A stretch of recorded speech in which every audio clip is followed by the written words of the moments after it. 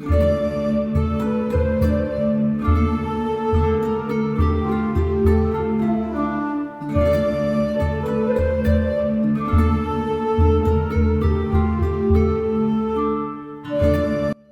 Kane commented on my vlog Uncle Gerald and Witchcraft.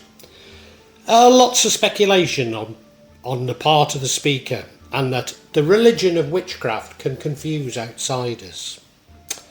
Now, I attempted to engage with him to explain, but alas, I failed. So I may only speculate what he actually meant. However, in my vlog Uncle Gerald and Witchcraft, I suggest that Wicca has little resonance with the hedge magic traditions of British folklore. Also, that while some Wiccan do see it as a religion, many don't. Furthermore, that defining it as a religion was more a convenience, especially in the US, as this would give it charitable status. Of course, those Wiccans who believe it to be a religion would claim it to be a traditional pagan religion of the UK. But is it? Let me be clear, Brian has every right to his religious beliefs, whatever they might be. I'm simply keen to find out what they are. Indeed, even if they contradict what I claim in this vlog, I'm more than happy to consider them. In this vlog, I'm going to explore paganism, largely within Britain, or the UK maybe I should say, with some comments on paganistic beliefs in other parts of the world. I unashamedly lean on the work of Professor Ronald Houghton for my analysis, if for no other reason than he is a major authority on the history of religion.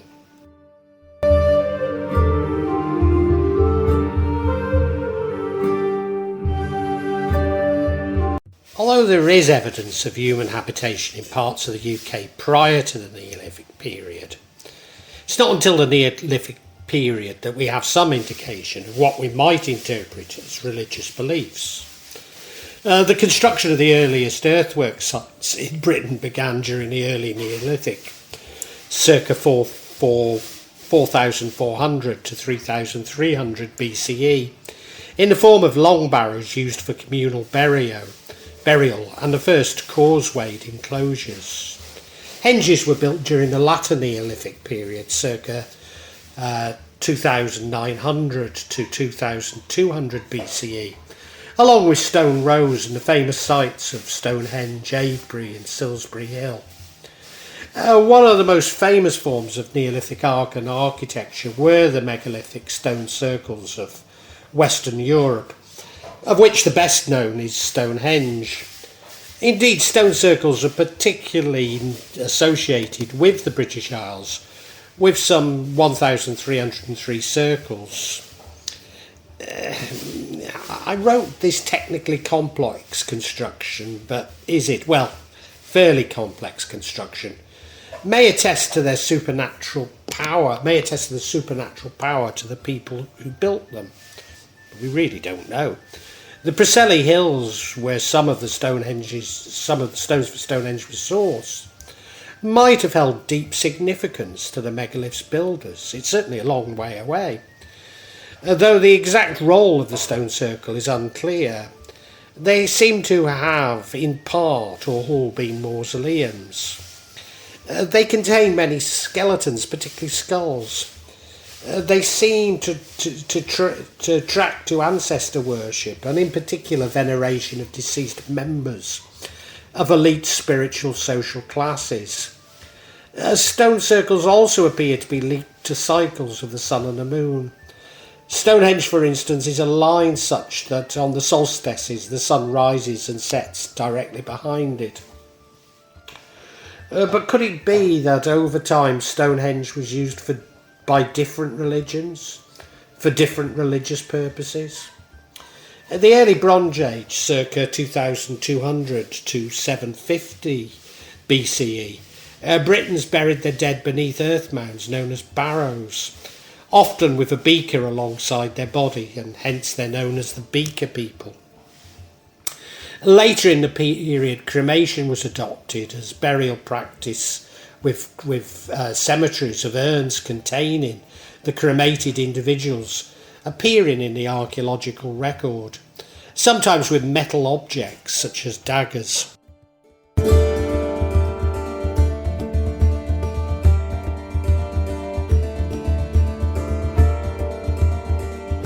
It's disputed that during the Iron Age, around 750 BCE to 43 CE, most people inhabiting the British Isles were Celts. Indeed, the very notion of Celt is now a subject of academic debate. Place names and tribal names from the latter part of the period suggest that a Celtic Brythonic language was spoken. Certainly during the last centuries before the Roman invasion, saw an influx of Celtic-speaking Gauls, approximately modern-day France and Belgium, known as the Belgi. But they were displaced as soon as the Roman Empire expanded around 50 BCE. They settled along most of the coastline of southern Britain between 200 BCE and 43 CE, although it's hard to estimate what proportion of the population they were in these areas. A prehistoric religion like later hunter-gatherer religion possibly drew from shamanism and ecstatic experience as well as animism, though analysis indicates that animism may have emerged much earlier. The evidence left in the archaeological record is very strongly suggestive of a visionary framework where faith is practiced through entering trances, personal experience with deities, and the other hallmarks of shamanism. Shamanism may have been a major part of the Upper Paleolithic religion. This refers to the spiritual practices involving altered states of consciousness, where practitioners render themselves in ecstatic or extreme psychological states in order to commune with spirits or deities. But the study of prehistoric shamanism is controversial, to say the least. The shamanistic interpretation of prehistoric religion is based on the neuropsychological model, where shamanic experience is deemed an inherent function of the human brain. The symbols associated with shamanic art, such as animal-human hybrid figures, are suggested to originate from certain levels of trance. Of course, the neuropsychological model has been criticised. Critics refer to the relative rarity of some forms of the art associated with it, to tendencies in modern shamanistic cultures they find incompatible with it, and to the scepticism of archaeologists. This debate is somewhat played out right now between Graham Hancock and the architectural establishment. Now, I've just said that Graham Hancock is having a fight with the architectural establishment, and of course I mean the archaeological establishment, although God bless you, Graham, I bet you could take on the architectural establishment as well.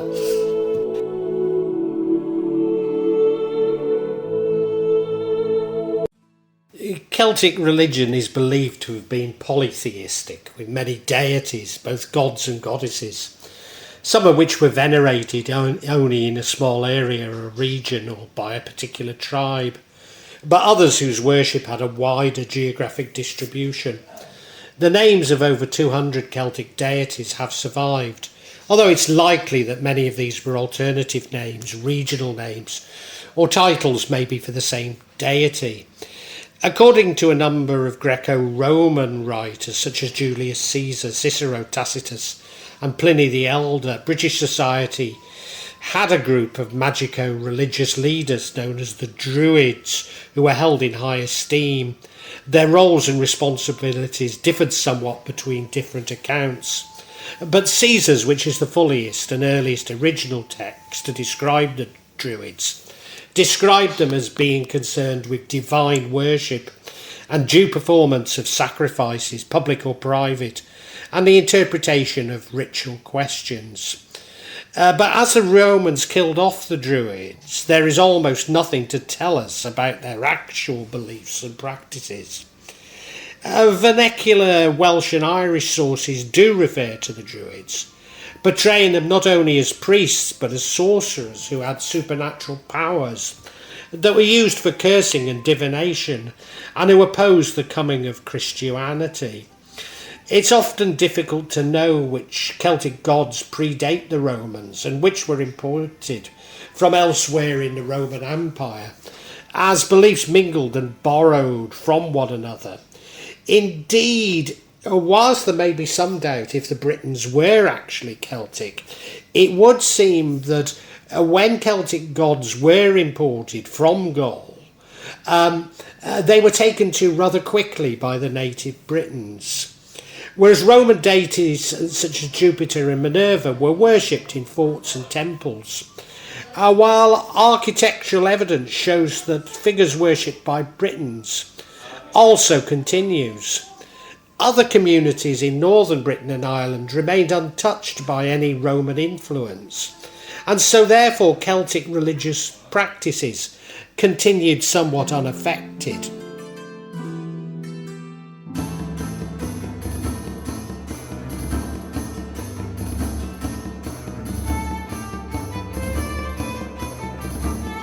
Roman Britain, 43 CE to 410 CE, provides the main evidence we have of paganism, which lasted some 400 years and covered much of England, Wales and lowland Scotland.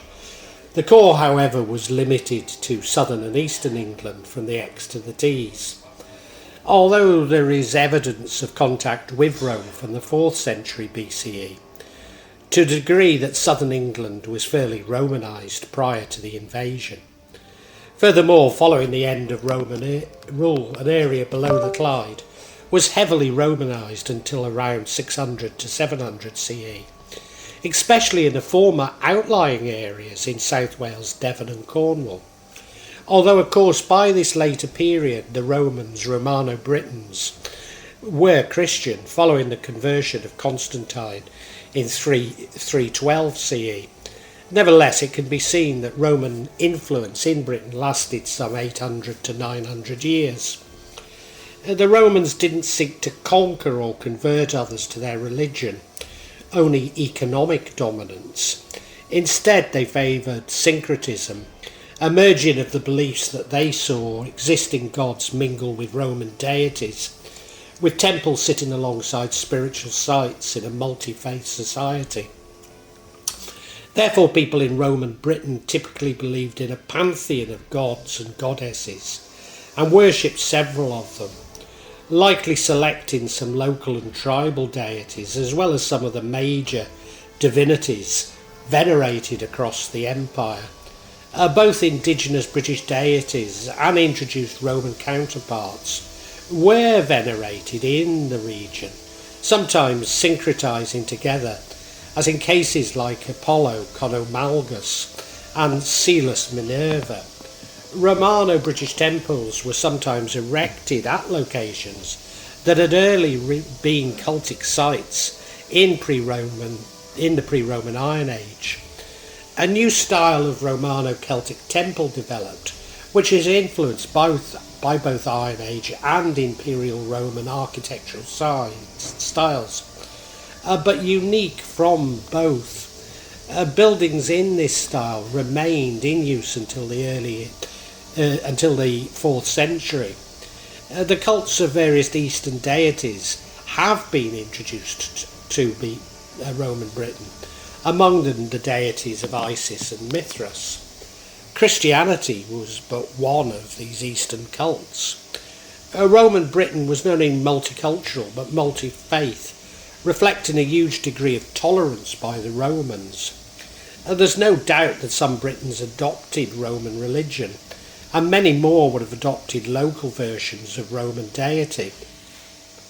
But there's no way of knowing if these local deities were actually the equivalent of those of Roman beliefs. For example, the local nymph of the River Severn was Havre, which was translated to Sabrina. But was the nymph actually the same as a Roman god, or simply a spirit of the water?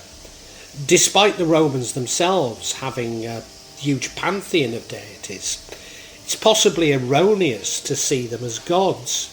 They were deities who you petitioned for a particular issue, hence the huge pantheon. Temples in the main were homes for the deities, rather than places of communal worship, rather like the spirit houses I've talked about in Bangkok. A religion was a very personal thing, more like what we now call superstition than a formal religion. A ritual was used, but these were often private rituals for petitioning the gods.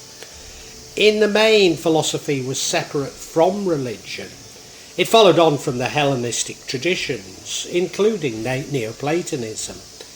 Therefore, maybe our focus on the Roman pantheon of gods is the wrong focus if we engage in a study of comparative religion.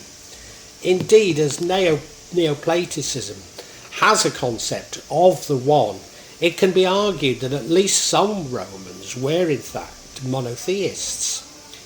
And maybe this tells us more about the religion of the ancients than their interpretation by the conquering Romans.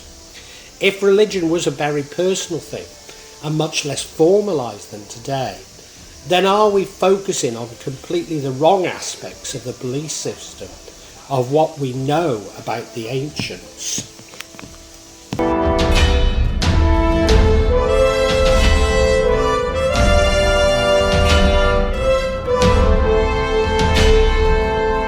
Anglo-Saxon or early medieval England existed from the 5th to the 11th centuries, from the end of Roman Britain until the Norman conquest in 1066.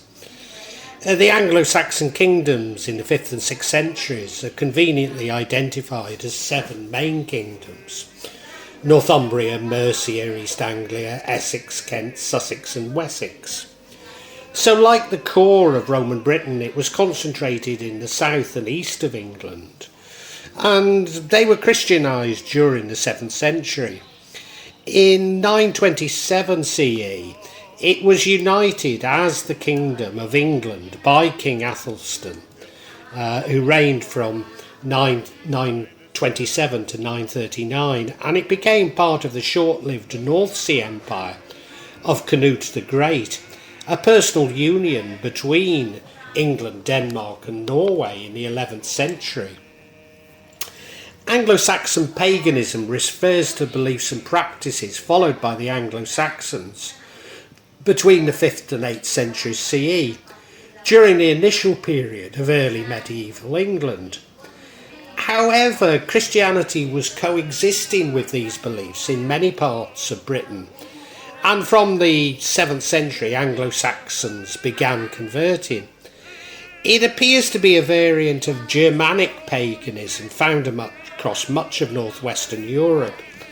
It encompassed a heterogeneous variety of beliefs and cultic practices, although with many regional variations. Anglo-Saxon paganism was a polytheistic belief system, focused around a belief in deities known as the Esse, or singular Os. The most prominent of these deities was probably Woden. Other prominent gods included Thunor and Twi.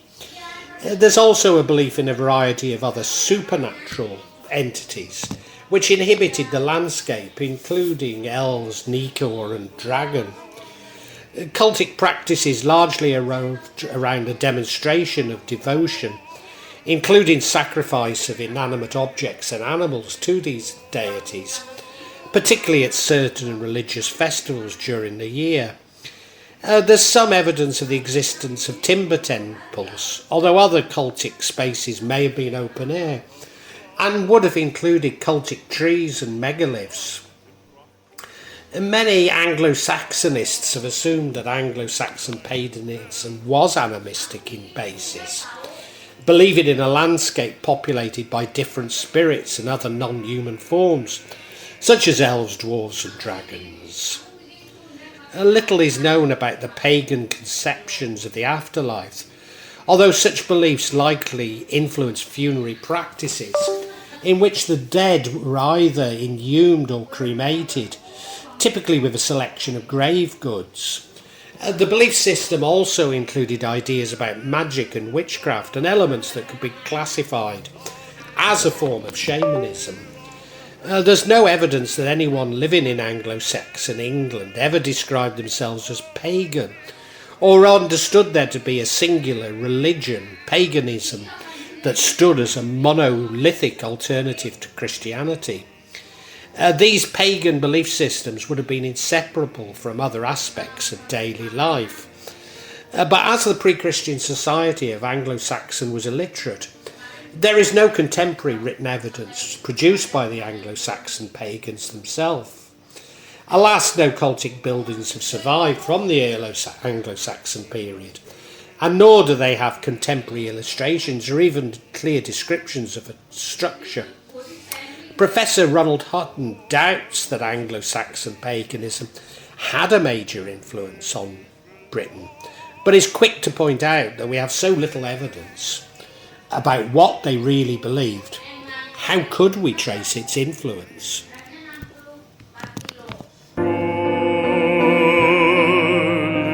Between the 8th and 11th centuries, raiders and colonists from Scandinavia, mainly Danish and Norwegian, plundered Western Europe, including the British Isles. These raiders came to be known as the Vikings. The name is believed to derive from Scandinavia, where they originated. The first raids in the British Isles were in the late 8th century, mainly on isolated churches and monasteries, which were seen as centres of wealth and poorly defended. The raiding then virtually stopped for around 40 years, but in around 1835 it started becoming more regular. In the 1860s, instead of raids, the Danes mounted a full-scale invasion. In 1965, an enlarged army arrived that the Anglo-Saxons described as the Great Heathen Army. This was reinforced in 871 by the Great Summer Army. Within 10 years, nearly all of the Anglo-Saxon kingdoms fell to the invaders. Northumbria in 867, East Anglia in 869, and nearly all of Mercia in 874 and 877. The Old Norse religion was polytheistic, entailing a belief in various gods and goddesses. These deities in Norse mythology were divided into groups, the Aesir and the Vanir, who in some sources were said to have engaged in an ancient war until they realised that they were equally powerful. Amongst the most widespread of the deities were Odin and Thor. This world was also inhabited by the various of the mythological races, including the Jontar, dwarves, elves, and the left whites. Norse cosmology revolved around the world tree known as Yggdrasil, with various realms existing alongside that of humans, named Midgard. These included multiple afterlife realms, several of which are controlled by a particular deity.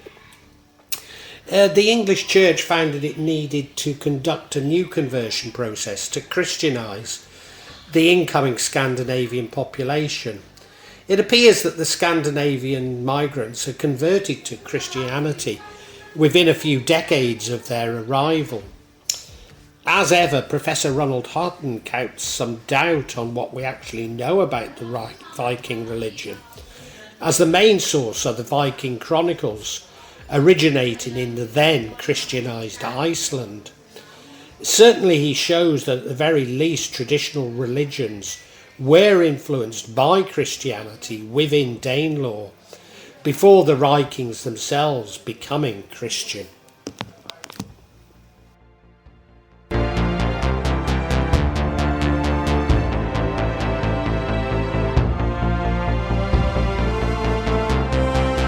As ever, Professor Ronald Hutton argues, especially in relation to the religions of prehistory, there are two traditions with which we attempt to understand them.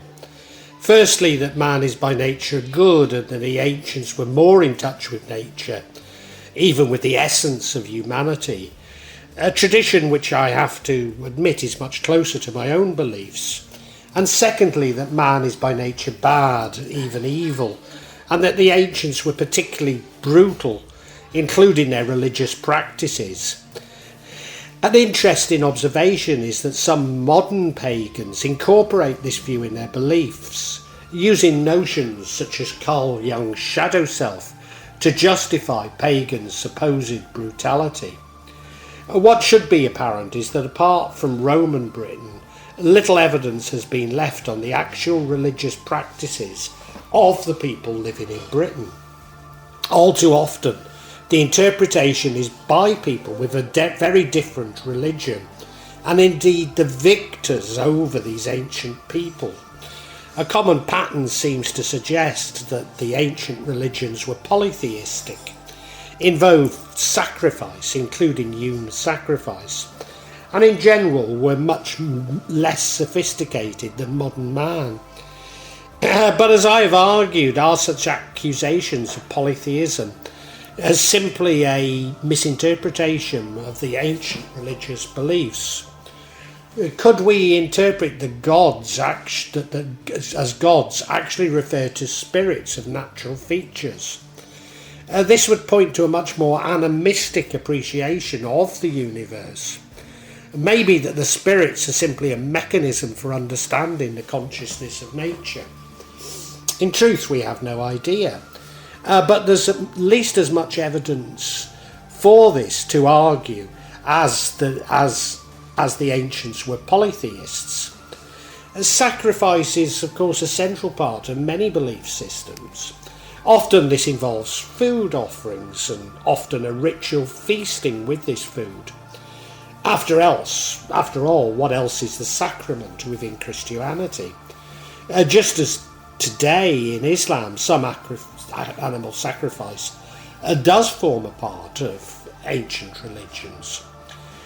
But why would it be any different to modern practices within Christianity and Islam? To the extent that to extend this to human sacrifice based on a Roman smear campaign against the Druids makes no sense.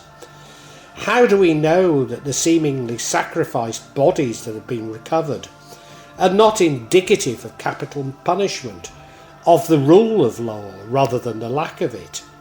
Indeed, some of the most important evidence of human sacrifice, such as Lindo Man, is disputed, and it would seem to be more likely to be from the Roman period than actually from prehistory.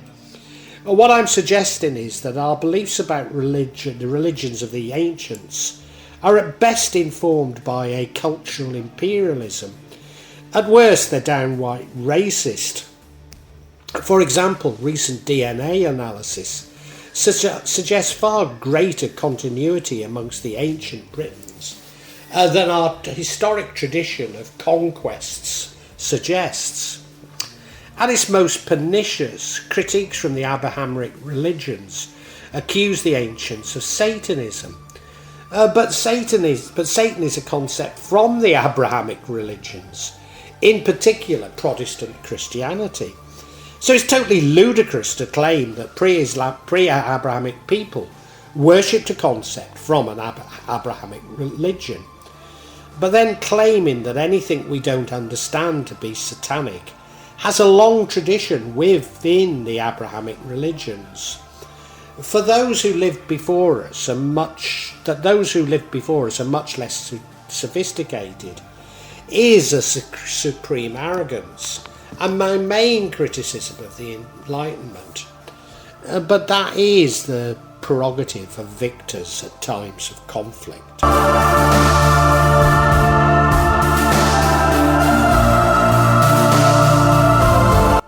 It's now worth mentioning the common beliefs within Islam about pre-Islamic Arabia.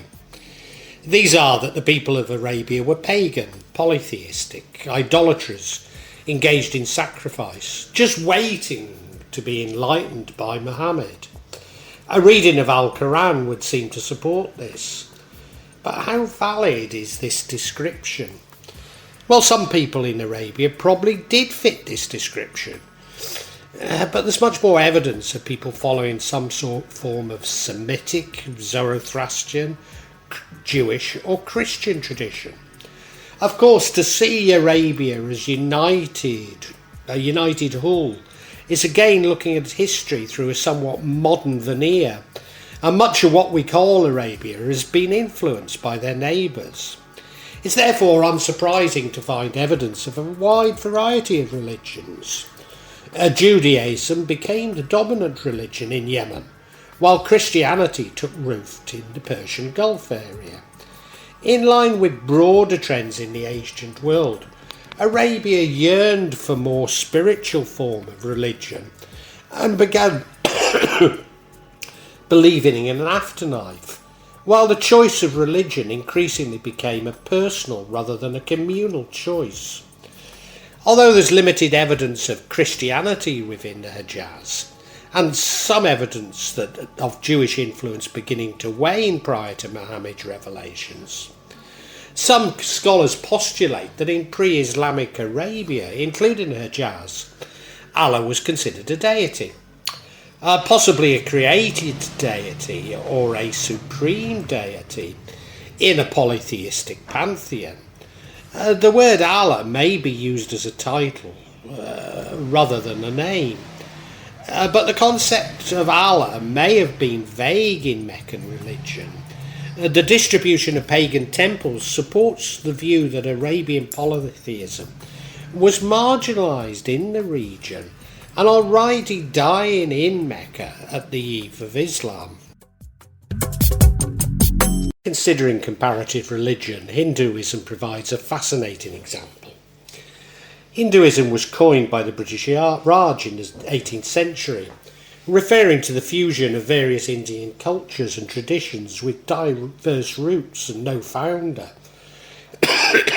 Hinduism does not have a unified system of beliefs encoded in a declaration of faith or creed, but is rather an umbrella term comprising a plurality of religious phenomena of India.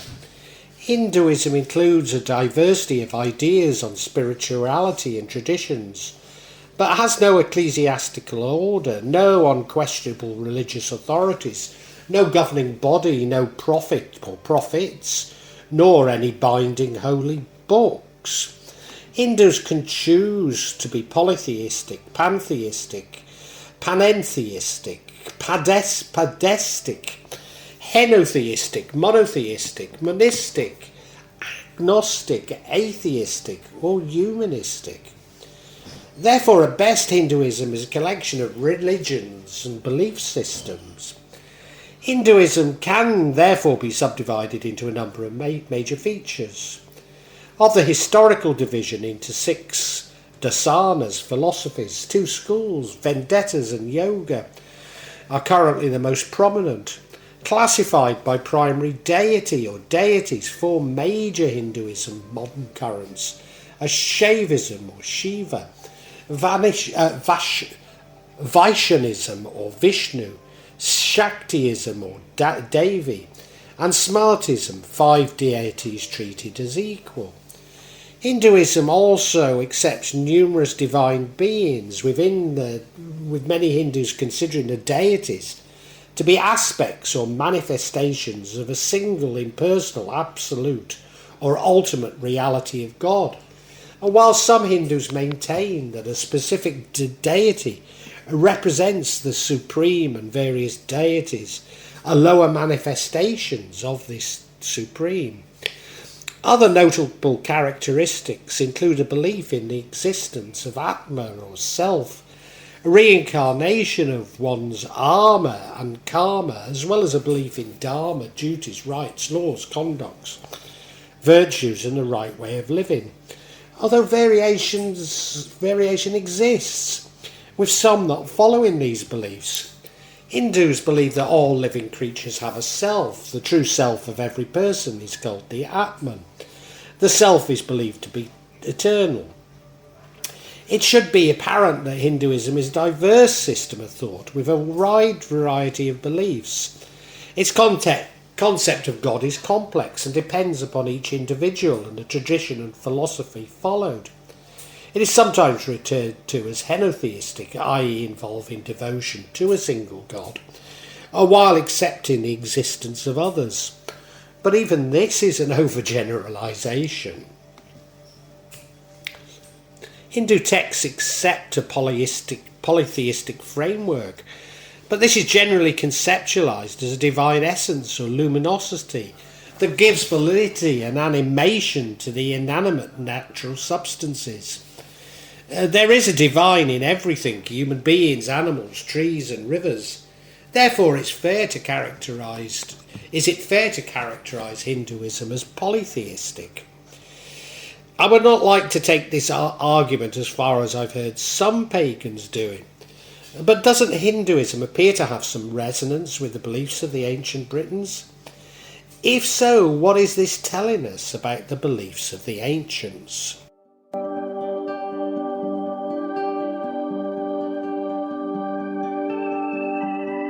What should be apparent is that our views of ancient religions are shaped by others, much more so than what we actually know about these religions. Often these others were colonists. All too often they followed an Abrahamic religion and were keen to contrast the beliefs of the ancients with their own. By implication, the ancients are characterised as primitive, that their religions were polytheistic, idolatrous, and involved human sacrifice. Even more poignant if it could be inferred that this was child sacrifice, or that they were in some way satanic. Such tendencies are somewhat natural, but it doesn't make them correct. I recently engaged on this platform with an African evangelical Christian. He asked me about prophets within Islam, and I explained that there are many. He then asked who was the main prophet, to which I explained they probably were Abraham, or Ibrahim, Jesus or Isa, and Muhammad. At which he claimed that I worshipped Muhammad. I explained that the worship of a human is haram within Islam, and that Muhammad was simply the last prophet. He was confused and refused to accept my explanation, because it simply didn't have resonance with his own religious belief system. I've recently been researching British folklore for vlogs that will appear later. What strikes me is how much of folklore, including ghost stories, appears to contain elements of an animistic morality. An animistic morality that we've completely lost and misunderstand. Yes, of course, it's been reinterpreted, even in these stories, through Christianity. But there does appear to be distinct animistic themes. I would therefore question the dominant view of a common British pagan tradition, that what we see as gods are mere metaphors for expressing a belief that all of God's creation has a soul or a consciousness. Yes, the Romans can probably be classified as pagans. The early Saxon and Viking invaders might also be. But what is unclear, how much these pagan beliefs took hold in ancient Britain. Of course, I'm no better than those who I criticise, for I am imposing my views on my beliefs on people that we know very little about. And maybe this is where I should end. For whatever we believe, we find evidence to support our beliefs. But does this make our beliefs correct?